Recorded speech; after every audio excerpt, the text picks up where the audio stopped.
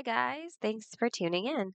Today, we're going to talk about how to enable or disable commenting on all posts or on just a specific post only. Let's get started. To enable commenting on all your blog posts, go to your site's dashboard. Then go to Blog on the left and Posts.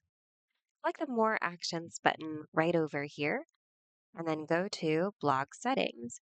On the Comments and Rating section, toggle the comments button on. You can also choose who can leave your comments, members only or everyone. Now, to enable commenting on specific blog posts only, make sure that you disable this option. Make sure to click Save. Now back to your post's dashboard, look for the blog post, the comment of which you'd like to enable, say for example this one, and click on Edit. And here on the blog post editor, go to Settings on the left.